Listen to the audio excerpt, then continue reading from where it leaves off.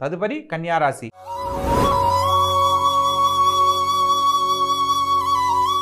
ఈ యొక్క కన్యారాశి జాతకులకు లగ్నంలో కేతుగ్రహ సంచారము, సప్తమంలో రాహుగ్రహ సంచారము, రాహుకేతుల మధ్య గ్రహ సంచారాలన్నీ జరుగుతున్న కారణంగా ప్రతి పనిలో కూడా ఆచితూచి వ్యవహరించాలి, జాగ్రత్తగా వ్యవహరించాలి. తొందరపాటు పనికిరాదు. భగవంతుని అనుగ్రహంతో ఏదైనా సాధించవచ్చు అన్న సత్యాన్ని నమ్మి చేసే ప్రతి పనిలో కూడా విజయాన్ని పొందుతారు.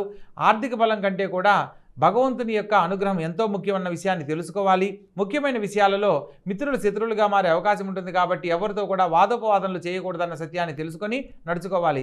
జీవిత భాగస్వామితో చక్కని అనుబంధాన్ని పొందడానికి ఒకరు సంయమనం పాటించాలి. జీవిత భాగస్వామితో కూడా ఆర్గ్యుమెంట్స్ చేయడం అనేది ఈ సందర్భంలో అనుకూలం కాదు.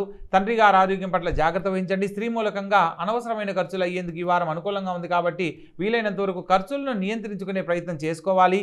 ప్రభుత్వ సంబంధమైన ఉద్యోగం కోసం ప్రయత్నం చేస్తూ విఫలమవుతున్న వారు శుభవార్తలు వినే అవకాశానికి ఇది అద్భుతమైన కాలం. వారం చివరిలో తల్లిగారి సలహా మేరకు చేసే ప్రతి పనిలో కూడా శుభం కలుగుతుంది. మొత్తం మీద ఈ రాశి వారికి సప్తమ స్థానంలో కుజగ్రహ సంచారము, అష్టమంలో శుక్రగ్రహ సంచారానికి, ప్రత్యేకంగా రవిగ్రహ సంచారానికి సూర్యభగవంతుని కనుక ఆరాధించినట్లయితే సంపూర్ణమైన ఆరోగ్యంతో పాటు మంచి పేరు ప్రతిష్టలు, ఉన్నతమైన జీవితాన్ని పొందే ఆలోచనలు సకాలంలో కలుగుతాయి. కాబట్టి చక్కగా ఆచరించి గొప్ప జీవితంలో స్థిరపడండి.